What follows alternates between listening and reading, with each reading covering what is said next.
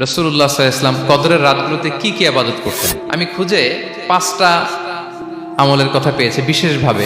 রাসূল সাল্লাল্লাহু আলাইহি ওয়াসাল্লাম বলেছেন, মান হুরিমা খায়রাহা ফাকাদ হুরিম, যে কদরের বরকত থেকে খায়ের থেকে বঞ্চিত হলো সে আসলেই বঞ্চিত। হি ইজ দ্য লুজার, সে হতভাগা, সে পোড়া কপাল, সে বঞ্চিত। লাস্ট 10 days অফ রমাদান খুব গুরুত্বপূর্ণ, সবচাইতে the cream time of Ramadan. I repeat, এটা রমাদানের একেবারে মাহেন্দ্রক্ষণ। এই 10 দিনের যে কোনো 10 রাতের যে কোনো রাত কদর হয়ে যেতে পারে, বিশেষ করে অড নাইটস গুলো 21, 23, 25, 27 এবং 29, যে কোনো দিন হয়ে যেতে পারে কদর। সো বুদ্ধিমানের কাজ হচ্ছে আমরা যেন রমাদানের শেষ 10 রাতে লাগাতার একইভাবে একই স্পিডে আমরা যেন ইবাদত করি। কোনো রাতে বেশি করলাম, হয়তো 27-এর রাতে আমি খুব ভাব গাম্ভীর্য নিয়ে খুব আবেগ নিয়ে ইবাদত করলাম, কিন্তু হয়ে যেতে পারে যে এবছর কদর ছিল 25-এর রাতে, হতে পারে না? পারে। তো আমরা তো মিস করে ফেললাম। তো আমরা যেন মিস না করি। বুদ্ধিমানের কাজ হবে সমান তালে ইবাদত করা, এবং এটা এত গুরুত্বপূর্ণ। রাসূল সাল্লাল্লাহু আলাইহি ওয়াসাল্লাম এত এমফাসাইজ করে কোনো রাতের কথা বলেনি।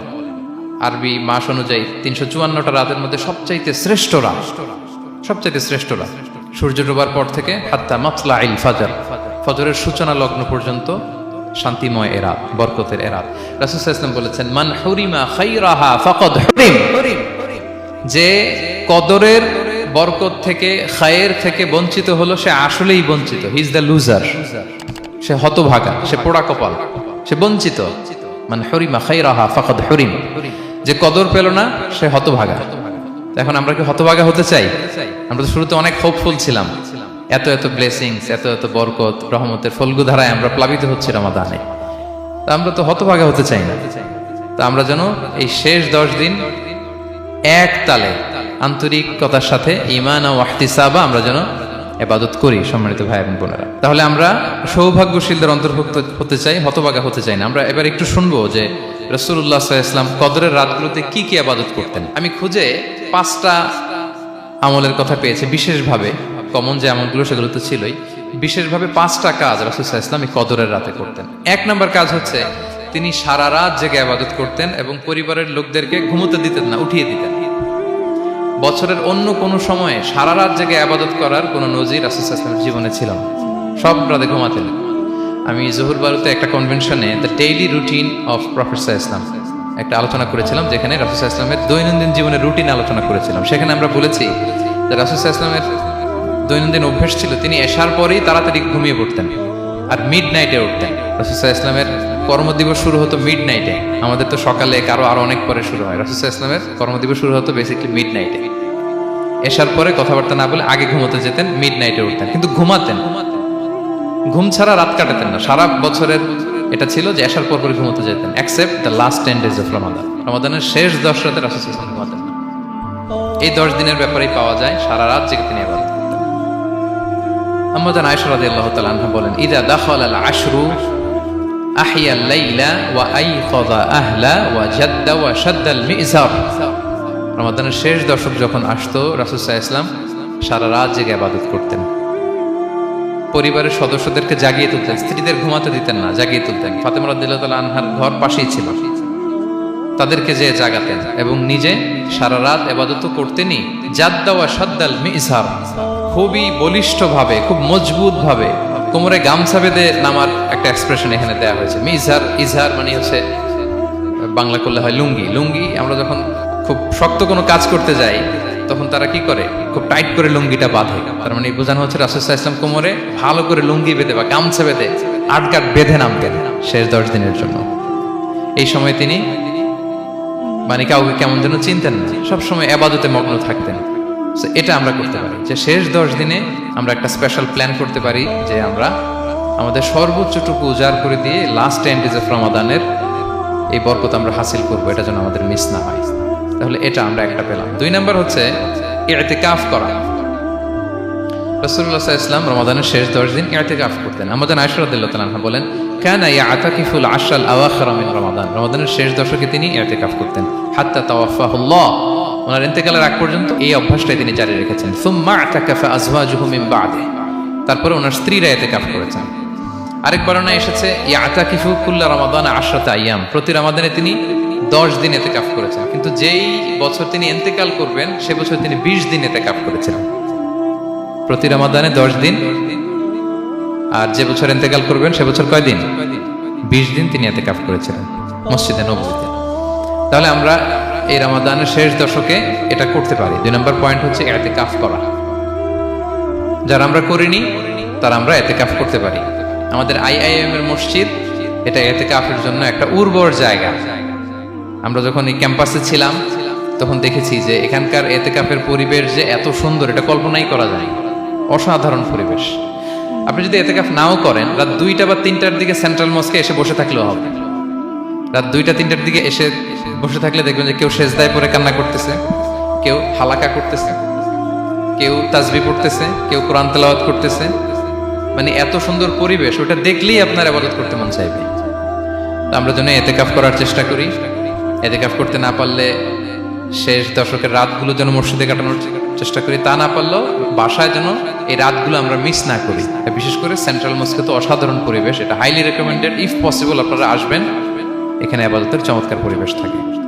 3 নাম্বার হচ্ছে রাসূল সাল্লাল্লাহু আলাইহি ওয়াসাল্লাম এবং জিবরাইল আলাইহিস সালাম যৌথভাবে কোরআন রিভিশন করতেন। খুব ইন্টারেস্টিং। সারা বছর যেটা নাজিল হতো, রমাদানে জিবরাইল আলাইহিস সালাম রাসূল সাল্লাল্লাহু আলাইহি ওয়াসাল্লামকে শোনাতেন, রাসূল সাল্লাল্লাহু আলাইহি ওয়াসাল্লাম জিবরাইল আলাইহিস সালামকে শোনাতেন। সহিহ বুখারীর বর্ণনা, কানা জিবরিলু ইয়ালকাহু ফি কুল্লি লাইলাতিন মিন রমাদান ফায়ুদারিসুহুল কুরআন। প্রতি রমাদানের প্রতি রাতে এসে রাসূল সাল্লাল্লাহু আলাইহি ওয়াসাল্লামের সাথে কোরআন মুদারাসা করতেন। সহিহ মুসলিমের বর্ণনায়, আন্না জিবরিল কানা ইউআরিদুহু বিল কুরআন কুল্লা আমিন মাররা। প্রতি বছর রমাদানে একবার শোনাতেন বা শুনিয়েছেন। যে বছর তিনি ইন্তেকাল করবেন তিনি 2 বার শুনিয়েছেন। আরাদা ইউআরিদু, এটা ফ্রম বোথ সাইড। আরবি শব্দটা এমন যে জিবরাইল আলাইহিস সালাম শোনাতেন, এরপর রাসূল সাল্লাল্লাহু আলাইহি ওয়াসাল্লাম জিবরাইল আলাইহিস সালামকে শোনাতেন। কোরআন রিভিশন করা। তো এই শেষ দশকের রাতগুলোতে আমরা যেন বেশি বেশি কোরআন পড়ি। কোরআন তেলাওয়াত, কোরআনিক রিসাইটেশন হতে পারে, কোরআনের অর্থ পড়া হতে পারে, তাদাব্বুরে কোরআন হতে পারে, কোরআনের হালাকায় জয়েন করা হতে পারে। ইন ইটস এনি ফর্ম আমরা যেন কোরআনের সাথে অ্যাটাচমেন্টটা বাড়াই লাস্ট 10 days অফ রমাদানে। 4 নাম্বার, কিয়ামুল লাইল করা। রাসূল সাল্লাল্লাহু আলাইহি ওয়াসাল্লাম কিয়ামুল লাইল করতেন এবং কিয়ামুল লাইল শব্দটাকে রাসূল সাল্লাল্লাহু আলাইহি ওয়াসাল্লাম কদরের সাথে জুড়ে দিয়েছেন।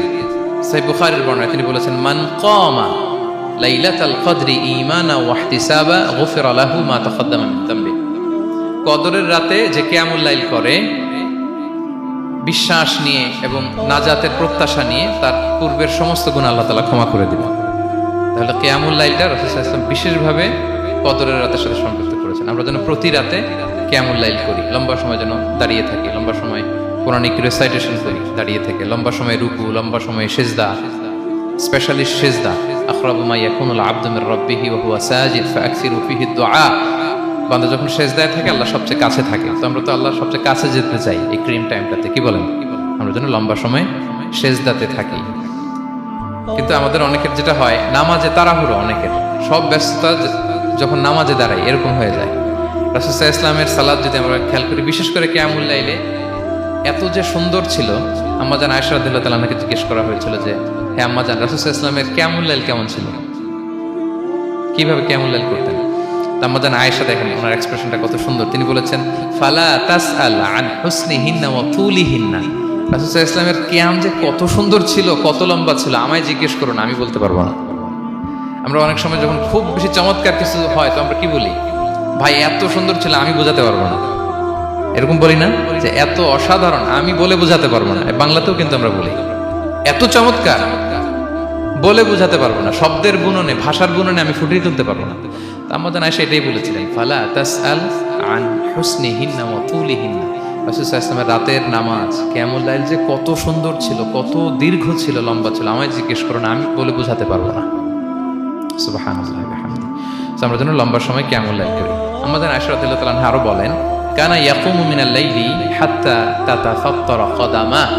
এত দীর্ঘ সময় দাঁড়িয়ে থাকতেন, থাকতে থাকতে ওনার পা ফুলে যেত, পা দুটো ফুলে যেত। আপনিও দীর্ঘ সময় দাঁড়িয়ে দেখেন যে পায়ে ঝিম ধরে যাবে, পা ফুলে যাবে, এটা করতেন রাসূল সাল্লাল্লাহু আলাইহি ওয়াসাল্লাম। তো আম্মাজান আয়েশা বলেন, ইয়া রাসূলুল্লাহ লিমা তাসনাউ হাযা ওয়া ক্বাদ গুফিরা লাকা মা তাকদ্দামা মিন যামবিকা মা তাআখার। আপনি এত কষ্ট কেন সহ্য করেন নিজের দেহের উপরে?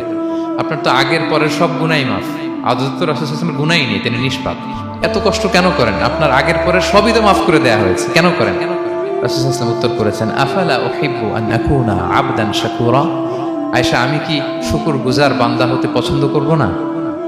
আল্লাহ তাআলা আমাকে তার রহম এবং করমে সব মাফ করে দিয়েছেন, কিন্তু আমি কি শুকরগুজার হব না? আমি কি আমার রোলটা প্লে করব না? আমি কি নিজেকে সঁপে দেব না আল্লাহ তাআলার কাছে জায়নামাজে? তো এটা ছিল সংক্ষেপে রাসূল সাল্লাল্লাহু আলাইহি ওয়াসাল্লামের কিয়ামুল লাইলের ধরন। এভাবে তিনি দীর্ঘ সময় কিয়ামুল লাইল করতেন। আমরা যেন এটা করি। সেন্ট্রাল মস্কে কিয়ামুল লাইল এবছরও নিশ্চয়ই হচ্ছে, আমরা যেন অংশগ্রহণ করি। 5 নম্বরে রাসূল সাল্লাল্লাহু আলাইহি ওয়াসাল্লাম দোয়া করতেন। এই কদরের রাতগুলোতে খুব বেশি বেশি দোয়া করতেন। দোয়া নিয়ে আমরা একটা জুমার খুতবা দিয়েছিলাম, সেখানে আমরা বলেছিলাম যে দোয়া হতে হবে খুব আন্তরিক দোয়া, রোবোটিক দোয়া যেন না হয়। আপনার আবেগ, ভালোবাসা, মনের মাধুরী মিশিয়ে, চোখের পানি মিশিয়ে, অশ্রু সিক্ত করে এই দোয়াটা করতে হবে, তাহলে সে দোয়া আল্লাহর কাছে কবুল হবে। আমরা যেন আমাদের ভাব, আবেগ সব ঢেলে দিতে পারি আমাদের দোয়াতে, আমাদের সেজদায়, আমাদের কিয়ামুল লাইলে। এবং যে কোনো ভাষায় কোরআনিক দোয়াগুলো রেকমেন্ডেড, হাদিসের মাসুরগুলো রেকমেন্ডেড। তাছাড়া আপনার নিজের ভাষায় আপনার কি চাওয়া, আপনার কি আকাঙ্ক্ষা, আপনার মনের কষ্ট, যাতনা সবকিছু আপনি আল্লাহ তাআলার কাছে পেশ করুন। এবং আম্মা জান আয়েশা জিজ্ঞেস করেছিলেন, ইয়া রাসূলুল্লাহ, আমি যদি কদর পেয়ে যাই আমি কি বলবো এ রাতে? মা আদউ, কি দোয়া করব? রাসূল সাল্লাল্লাহু আলাইহি ওয়াসাল্লাম বললেন, তাকুলিন, আয়েশা তুমি বলবে, আল্লাহুম্মা ইন্নাকা আফুউন তুহিব্বুল আফওয়া ফাআফু আন্নী। আয়েশা তুমি যদি কদরের রাত পেয়ে যাও এটা বলবে, হে আল্লাহ আপনি ক্ষমাশীল, আল্লাহ আপনি ক্ষমাকে পছন্দ করেন, আল্লাহ তাই আপনি আমায় ক্ষমা করেন। হে আল্লাহ আপনি ক্ষমাশীল, আপনি ক্ষমাকে পছন্দ করেন, আল্লাহ আপনি আমাকে ক্ষমা করেন। এই দোয়াটা আমরা যেন বেশি বেশি করি। আমার সাথে সাথে সবাই একটু পড়ুন মেহরবানি করে। আল্লাহুম্মা ইন্নাকা আফুউন তুহিব্বুল আফওয়া ফাআফু আন্নী। আল্লাহুম্মা ইন্নাকা আফুউন তুহিব্বুল আফওয়া ফাআফু আন্নী। হে আল্লাহ আপনি ক্ষমাশীল, আপনি ক্ষমা করাকে পছন্দ করেন, আল্লাহ আমাকে ক্ষমা করেন। আমরা আমাদের নিজেদের ভাষায় অনেক দোয়া করতে পারবো, কিন্তু রাসূল সাল্লাল্লাহু আলাইহি ওয়াসাল্লামের শেখানো দোয়াগুলো এটা হচ্ছে মানে very precise in wording but comprehensive in meaning. এটার অর্থ, এটার আবেদন এটা অনেক বেশি। আমি অনেক 10টা-20টা বাক্য বলে এত সুন্দর কথা মিলাতে পারবো না। রাসূল সাল্লাল্লাহু আলাইহি ওয়াসাল্লাম যেটা শিখিয়ে দিয়েছেন, আগে আল্লাহর প্রশংসা করলাম, আল্লাহ আপনি ক্ষমাশীল, আবারও প্রশংসা, আল্লাহ আপনি তো ক্ষমা করাকে পছন্দ করেন। যেটা আপনি পছন্দ করেন না ওইটা তো চাচ্ছেন, যেটা আপনার পছন্দ, যেটা আপনি করতে ভালোবাসেন, গাফিরিয যামবি ওয়া কাবিলিত তাওব, আপনি ক্ষমা করাকে পছন্দ করেন, তওবা কবুলকে আপনি পছন্দ করেন, তো সেটাই তো চাচ্ছি আপনার কাছে, আপনি আমার তওবা কবুল করুন, আল্লাহ আপনি আমাকে ক্ষমা করুন। সো এই দোয়াটা প্রত্যেক রাতে যেন আমরা বেশি বেশি করি সম্মানিত শুধু। এবং এই যে রিমাইন্ডারগুলো শুনলাম, এটা রমাদানের পরেও যেন আমরা অব্যাহত রাখি।